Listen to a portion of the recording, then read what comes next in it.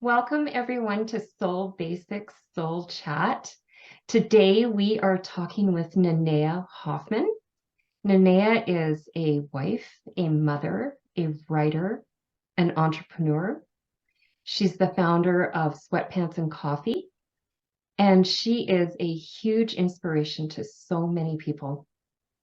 So thank you, Nanea, for joining me today. And so can you tell us a little bit more about yourself? Hi, well, first of all, I'm very honored and grateful to be here talking with you. Um, I think you covered the basics pretty well. uh, I will say that I'm just somebody who was looking to find connection and purpose, and that led me to everything that followed. It was like there was a before and an after, and before that, I think I was just somebody trying to figure it out. I was a stay-at-home mom. And then my kids got bigger and I wasn't, they didn't need me as intensely in their lives. And then there's a space. And that's when you start thinking about, okay, well, who am I when I'm not caretaking? And I realized I had never thought about that. And one day I was just thinking, okay, what do I want to, it was like not like a crisis, but you're kind of adrift. You feel lost. And I thought, well, I love sweatpants and I love coffee and I love talking about things that I love. And maybe I'll start a blog and I'll write about all the things that I love. And I was so fortunate that, oh my goodness, I'm so sorry, Tammy. I'm gonna have to charge my, let me plug my phone in. Yeah, no worries. All good. To be a little closer. Okay. No, I just got oh, this is a terrible thing. This is embarrassing. Okay. No, don't be See, this is my embarrassed. social anxiety. No, don't be Okay. embarrassed. Actually, it's funny. I'll tell you why. Don't be embarrassed because earlier today I was in another call and I kept glitching. I kept freezing, and I thought, oh my goodness, when I talk with Nanea later and we record this, what's going to happen? And like my anxiety was hitting me, so it's all good. I And you know mean, what? We want it's to it's real. show it's real. We want to show everybody that we're just real. That's all there is to it. We're real. Yeah. I mean, this will make somebody else feel comfortable when you know you're messing up with whatever you're doing.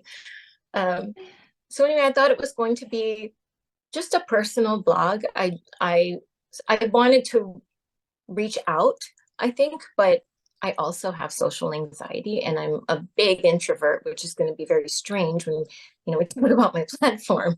Um, and then I was so fortunate that other friends heard what I was doing, very, very talented writers and creators.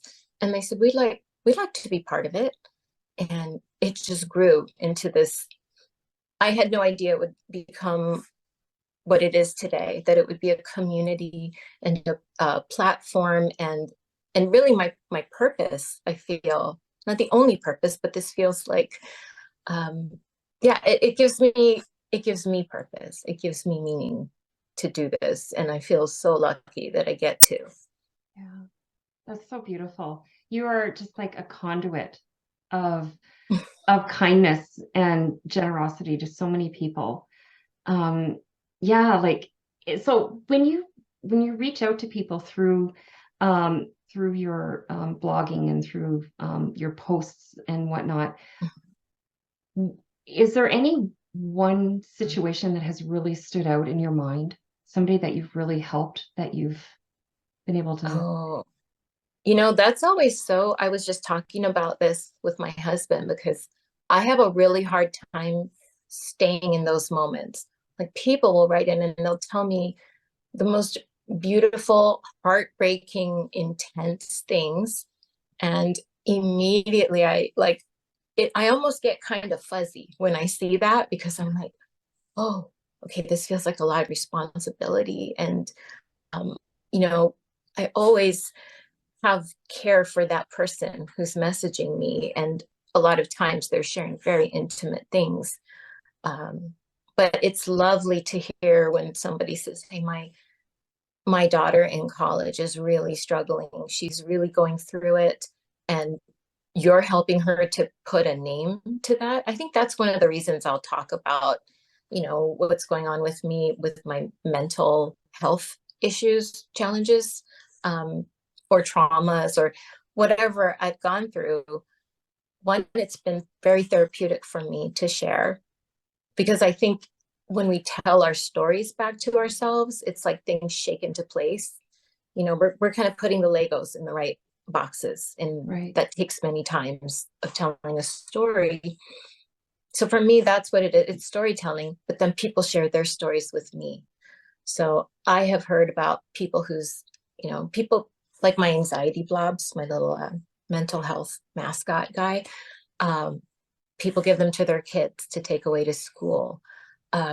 People like they're grown-ups who carry them around, and the purpose of him is to remind you that anxious is how you feel, not who you are. So there have been so many stories, and it's embarrassing to say that they blur together, but I know that that's just I have a problem processing compliments. I think it's my wiring. I grew up Catholic and Asian, so there's a lot of cultural stuff about, we don't really talk about, there's no patting yourself on the back, really, or no, it's hard to receive those things. And actually, I lived in Japan for a while with my husband, and one of the things you say when somebody gives you a compliment is, "Oh, no, no, no, no, no." Like that's the first thing. In my culture, in Hawaiian culture, if somebody compliments you, like say somebody complimented your baby, the way they would compliment the baby would be to say, "Oh, your baby is so ugly." And you do that so that like the gods don't get jealous, Oh my visit goodness. misfortune upon that child. So really like humility and like keep it small is really kind of ingrained. Wow. So this has also been very like a almost exposure therapy for me. Like you have to deal with this. You have to see these people. We have to see each other. Wow. That's incredible. Oh, I'm just thinking, like, I can't imagine saying that to somebody's baby, but that's so funny. Right. It sounds terrible in English. In Hawaiian, it's what they say. Is what they say. Oh my goodness, that's so funny. But yeah, I can appreciate, just the fact that you want to stay humble, but yet you're doing such a great work that is helping so many people. And you have to, I imagine that you probably have to give yourself affirmations every day. I'm worthy of this. I can do this. And yeah. You wrote, Well, sorry, please. go ahead. I was No, just going to say that yeah, every please. day I create these illustrations, and that really just happened because I didn't want to violate anybody's copyright. So I thought I need to start doing this myself, and I wasn't very good at it in the beginning, but I needed to create content. And when I create the illustration, I put a thought in there, and it's always what I need. Really, I create the illustration first, and then I kind of sit with it and, okay, what do I need to say to myself today? Because I do not, some days I don't feel kind, I don't feel grateful, I don't feel any of those things. So it's like, I deal with bipolar too. And one of the ways you have to cope is if your brain doesn't automatically create structure, you have to impose it from the outside. Mhm. And so when I'm doing these quotes that I write, it's me trying to impose that from the outside because the inside is just, chaos. And Mhm. it's okay, but that this is true, and you would say it to somebody else. So this is what we need to write today. Right. So that's how I sort of come up with that. Yeah, your process. I love that process. I wondered if you were the artist with those illustrations, and my goodness, they are so beautiful. Like Oh, so thank you. beautiful. Like it's art. It's amazing. And then the thoughts that go with them are truly, they hit a chord um with everyone, I think. Um Like I know that they do with me. And I've seen, and we've talked about this. I sent you a message not that long ago, how I've seen Yeah. your post be liked somewhere in the States and then forwarded, and then someone in Canada, and then somebody else across the country, and then back in the States. And it just keeps getting shared and shared and shared. And that is so beautiful. And that to me is what social media should do when we're sharing these things, that positivity, that beautifulness. And I love that so much. And I love that you're the founder of that, and that you've created that, and those thoughts, they come from your heart. And um, that's your process in dealing with bipolar. Can you tell us a little bit Yeah. about that? When were you Yeah. diagnosed? So I know that all my life, I have definitely had anxiety. I have been an anxiety blob for as long as I can remember. I just never had words for it. I thought it was normal. I thought everybody woke up to their alarm with their, their heart coming out of their ears because and waking up with your fist clenched and your shoulders up here. And of course, now I know that's all anxiety and trauma responses. The bipolar diagnosis really didn't come until 2018. And I don't know that I would have been diagnosed except for I had just been through really intense. I'd been taking care of my mother in hospice, and that was like a very crunchy period of 3 to 4 months. Yeah. And I think I'm the kind of person who's, when there's a crisis, I'm rock solid. And then as soon as it's done, then my body is like, okay, we can fall apart now. And so that happened. And I was in desperate need of relief. I was in like a I don't know, it's like a PTSD loop. Um, my mother had died and she was in Hawaii. I had gone to help my sister. We were going to get her established in hospice.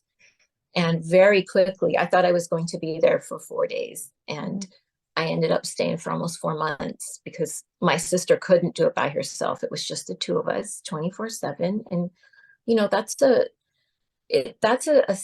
I think it's a sacred thing to be able to usher somebody out, to see them right up to the door. And so it was beautiful, but it was grueling. It was 24/7. And we know that sleep and restorative, distraction and all that kind of stuff is so important for mental health. And I wasn't having any of that. So I came back. I had to go to a doctor because I was with my mother when she passed. Well, they wait until the person leaves the room, is what I have heard. I had stepped out just to do some laundry a couple doors down. And when I came back, she had passed. And it wasn't at that point, you're just relieved and happy for the person. For my mother, I knew she was so ready and we didn't know what she was hanging on for. But when she finally went, it was a relief, but I was with her. It took kind of 20 minutes to call everyone, to call my sister, to call the nurse and the priest and everybody to come back, and do all the things you need to do. So I was with my mom for 20 minutes and I didn't think anything traumatic happened. But when I came home, one day I tried to step out into the backyard and I couldn't do it. I could slide the door open and I put my foot like this and it just, suddenly it was a full sensory, like replay of those 20 minutes. Right. Sights, sounds, smells, all of it. And I did not understand it, but it lasted for 13 days. Couldn't leave the house, really couldn't talk to anybody who wasn't my family. And when I went in to see the doctor, first of all, a psychologist, she immediately helped to lessen the distress with this. It's a treatment called EMDR. EMDR. I don't really know what the acronym is for, but you may have seen it. They put up like a light bar, and there's a light going back and forth, and you follow the light with your eyes. Like they'll ask you to hold that, the trauma memory in your head, and you look at it, and they don't know why it works. That it will lessen that that trauma, you hold it in your head, you describe what you're seeing while you're looking at the blue light. And then she would say, okay, now what do you want to believe about, about that situation? Like, let's reclassify that. So immediately we had to take care of that. And it did work. I do recommend EMDR if you're able to have it, but really work with your caregiver. Make sure it's right for you. Make sure you have a plan for afterwards, because it's very intense. It feels like you're a jar with the lid off, So that opened the way for her to figure out, your symptoms, they really sound like you should talk to a psychiatrist and see. And it turns out SSRIs, like antidepressants and things like that, if you have the propensity for bipolar, it can flip it on like a switch. And I had been taking SSRIs, and then I went through this traumatic thing, and it was like bing, and I had no idea what was happening. So I was fortunate to get diagnosed and get on the right medication. And I mean, it's miraculous how it is today. I would not have thought that I would be able, instead of it being like a roller coaster where I'm super full of energy and I'm like buzzy and I'm doing 10 things at once. And, I don't want to sleep. I want to buy everything online. Like, I have to not be near Amazon if something like that is happening, because things will start arriving. I'm like, when did I buy that? I don't understand. No. Like, oh, it's like Christmas. You're like, oh, all these presents. What's happening? My goodness. Wow. But then there's always a crash. Yeah. And really, I mean, my whole life is about, like Buddha says, the middle path. Just walk the middle path. Try to stay balanced, try to see like with perspective, which I feel is really lacking today. I think we don't try to, we don't try to have perspective. I feel like the world is very reactive, which is like the nightmare of bipolar, is you are just reactive to everything. You're just getting yanked around by your brain. And it's why I have to sort of ration my time online, and why I try very hard to make sure that Sweatpants and Coffee is a respite, and it's a reminder that we have so much in common, that we just have to have compassion for each other, because life is hard and it's scary and it's weird, and we're all like lost and a little bit lonely because we're looking for each other. Yeah. I feel that. I feel that. I've been there. I am there. I know what that's like. I think you say that, we've lost that compassion and whatnot. And I think it's because our world is just so busy. We're so busy, and we become reactive because there's no other way to be, because we're so busy that when something outside an outside influence happens, some variable gets thrown in, we're like, whoa, and we have to react because there was no contingency plan ahead of time for any new things to come in, because we just don't have the space for that.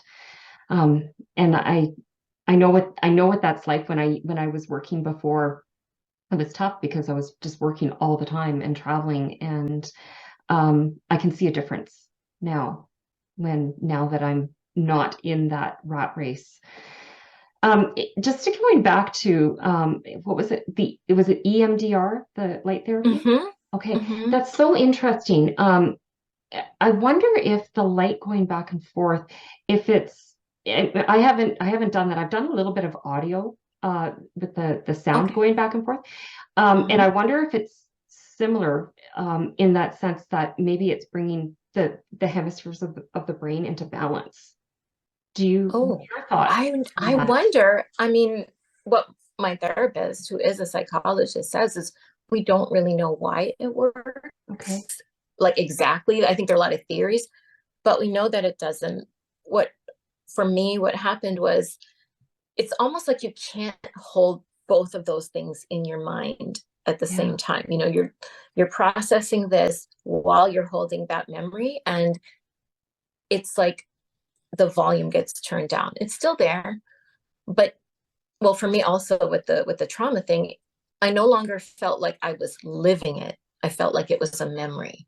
Okay. So that's, I think that's usually the goal, is it doesn't even necessarily resolve it, but it tells your brain that I'm not in this anymore. You know, that's a thing that happened, but I'm not there anymore. I'm remembering it. Wow. That's such Mhm. such a good therapy. That really interests me. Thank you for sharing that Oh, with yeah. us. Yeah, you're just amazing, and I want you to know that, and I'm just so grateful for Thank you. you. See, Like I'm like seriously. squirming. Okay, well, I'm not going to insult you. It's a thing I constantly have to I'm not work going to on. be I, jealous. you It's know. okay. Um, you mentioned in one of your comments, I think it was yesterday, or the day before, what your son went through. And oh Yeah. my goodness, that must have been so difficult for you to go through and watch as a mother. As a parent, it is, I think also having been there is what makes it scary. Is, you know what that's like. Um, and also, is there a genetic component? Did I pass that on to him? Did I give him that? You know, it was scary because you would do anything to take that from your child. You know, you would Yeah. bear it if you could. And really to, and really all I did, like for the most part, was I would sit with him. I would just sit with him, and we would go for long, long walks.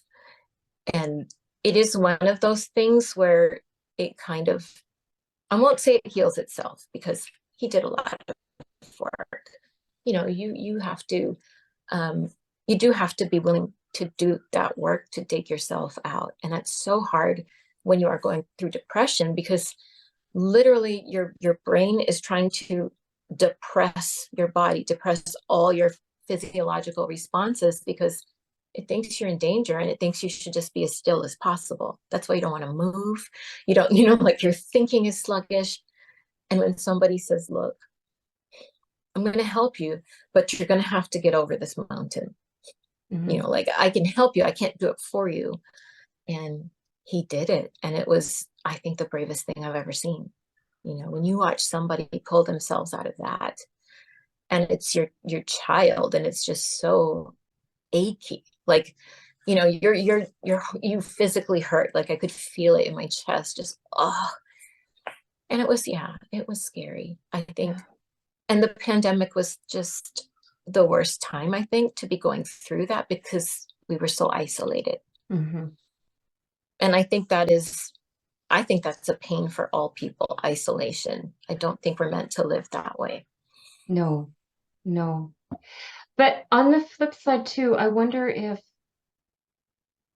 maybe if we weren't, if he wasn't isolated at the time, sequestered because of COVID, maybe Mhm. he would have gone through it and it might not have been noticeable.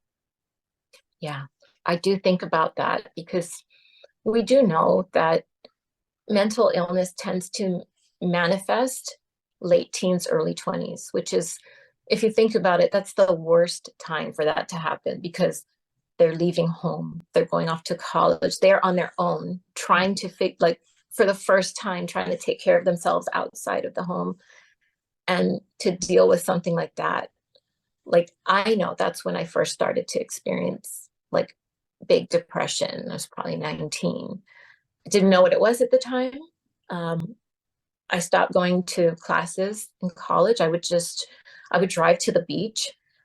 I'd get up and pretend I was at home. So I'd get up, I'd pretend I was going to school, do my hair and everything. And then I would just drive to the beach, cry for like 4 hours, fix myself up, and then go home. Like I had gone to class. Like, I almost flunked out of college. But you can still make it, kids. It's okay. That's just a road. That's just a speed bump. Um, so thinking about that with him was, yeah, I actually did have the thought, like, Man, thank goodness he had it when we could be there to catch him. Yeah. Yeah, Well, he's very lucky to have you as such an amazing role model because yeah, I'm sure he looked to you, and it's so wonderful that you were able to sit beside him and hold his hand through all of that. Oh my goodness. Yeah, like I honestly I could talk with you forever. There's just so much. There's so much to you. And I would love to be able to have you come back and chat again. I would love that. Um, I was peeking on your website, and your mission for Sweatpants and Coffee. It is to inspire people to be their most comfortable selves, mentally, emotionally, and physically. When you are comfortable in yourself and your life, you can do anything. What a beautiful mission. Thank you. Absolutely. I always say that it's the blanket fort. That was one of the things I did. When the world feels big and noisy, you want to make it smaller. Yeah. So I was always making these little forts, and then I felt comfortable and safe enough to go back out there. Right. So I tell people, like, the comfort zone, when they're like, oh, whatever, everything happens when you leave your comfort zone. Like a comfort zone is a bad thing. Like, no, you have to have a home base. You have to have a place where you can be soft, where you can be Yeah. vulnerable, where you can acknowledge yourself. Uh, and if you don't have that, you are just bouncing around the world, reacting to everything. Yeah. Because No, you lose it's your home base. connection, right? Yeah. With yourself. Right. Oh, wow. Thank you. So one last question. Hmm. What makes your soul soar? Mm. I have thought about this a lot recently, and it's it's gonna sound cheesy, but it's totally true. Um, Being of service, Yeah. and I would never have thought that that's not the thing I would have guessed. Yeah. It would have been like, oh, publishing a book or something. It's not that. And I know that I was raised by people who love to be of service. Yeah. We didn't have that much, but whatever we had, we were going to share. If there was somebody who needed comfort or help, they were there. And so I think I internalized that, and I realized that makes me happier than any personal achievement. Something wonderful happening for somebody I love. Oh my gosh. Yeah. A friend in college, and I used to call it secondhand smoke, like, oh, that's awesome. I'm so happy for you. That's wonderful. Thank you so much. Thank you for being Oh, here with thank us, you. and we will chat again for sure. Thank you so much, Tammy. Thank you.